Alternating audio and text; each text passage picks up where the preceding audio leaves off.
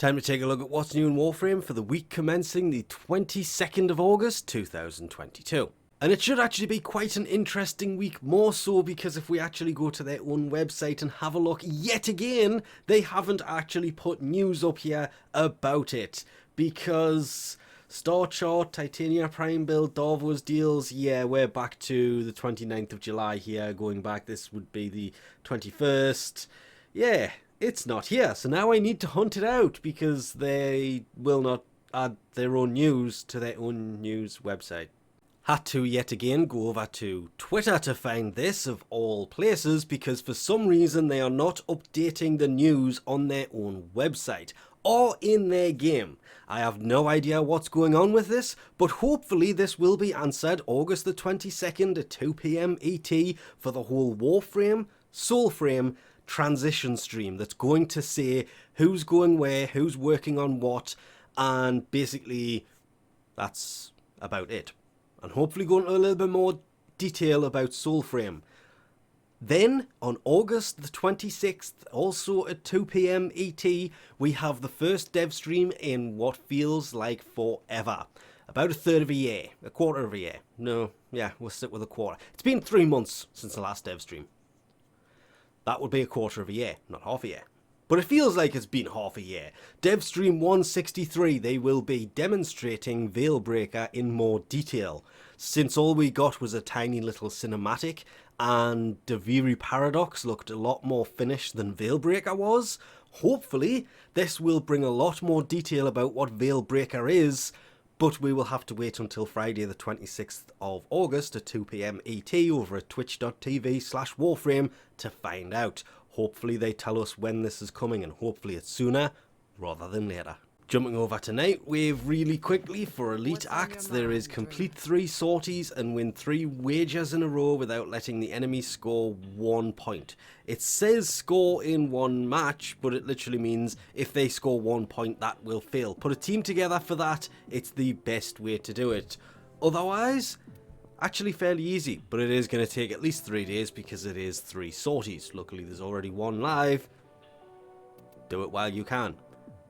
Normal acts, complete 8 zones of Sanctuary Onslaught, Elite, Normal, either will do. Complete 3 capture missions, feed the Helminth,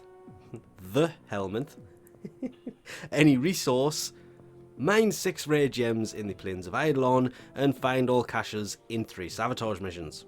Credit offerings, there is Nihile's Obelite and the key to go with it. These are 2 separate items. You need the key if you want to try and get the Vitrica from Nihile. It's the only way to get that weapon. Obviously, Kuva, Nyatan, Vauban parts, Catalyst, Reactor, and the Gauss Magn helmet. This thing was really hard to get for the longest of time. He would bring it, but he wouldn't bring it at the same time. There is the Wolf Hood. This is for your operator. I'm not saying Gaia's helmet, though I could be wrong. I was first time that turned up. I actually kind of missed it. Auras, there is Infested Impedance, slows down Infested. Sprint Boost, plus 15% sprint speed. Rejuvenation, team health regenerates over time. And the one to pick up if you don't have it, Corrosive Projection, minus 18% armor against enemies. There is the Karak Desert Camo Skin Blueprint. These don't cost that much to build anyway. There is the dual Zaryan Daggerrack skin.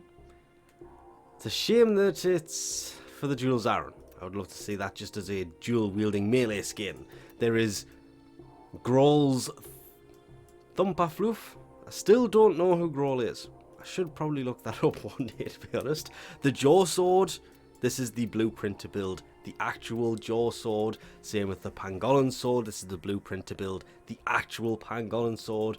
And to be fair, probably my favourite, the Plasma Sword. Simply because it's like a baby Gram. I would have loved to see them dual wield any of these, but dual wielding Plasma Sword, having 2 baby Grams, oh, that would have looked amazing. The Exergus Shock Camo Skin Blueprint. Augment wise, there is the Decoy Augment for Loki. Damage Loki takes is transferred to the Decoy, but the problem is vice versa also works. So any damage the Decoy takes Loki takes. Rumbled, the Rumbler augment for Atlas allows you to become a Rumbler. Instead of having so many, you basically just have the one and you take control of it. And Brainstorm on headshot, 100% ammo efficiency for the Grakata. It's a shame it's only for 0.5 seconds. So you have to keep landing those headshots to keep the ammo efficiency going, but when it works, oh, it works well. Jumping straight over, see what Teshin has for the Steel Path on her store this week. And isn't it shotgun? No, it's the Zoro Riven. Everything else in here, despite them hot fixing this week. Yep, this is all still here. Still no in-action glyphs that really should have been added by now. So he has new stuff in here.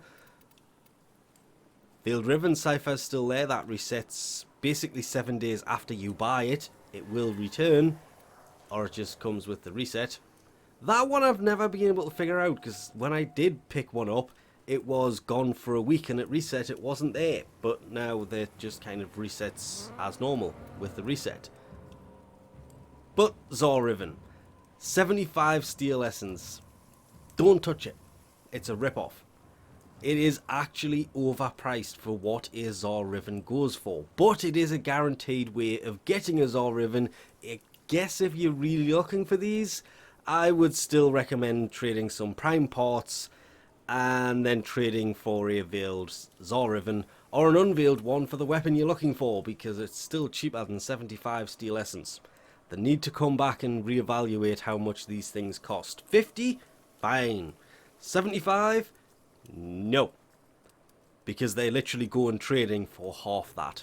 And lastly, of course, if you have the Helmets Invigoration segment, yes, I said the Helmets Invigoration segment, that was done on purpose because it's in Nightwave for some reason. It is time to come and check, because these have, of course, reset as well. These are different for everybody, which is a damn shame, because I would love to see a bunch of Anoruses running around with 200% ability strength.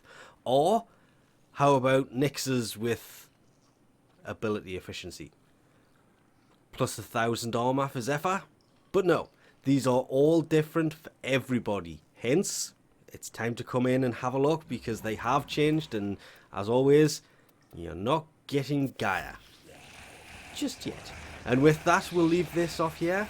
Say goodbye to the Helminth. Thanks for watching, and I'll catch you next time.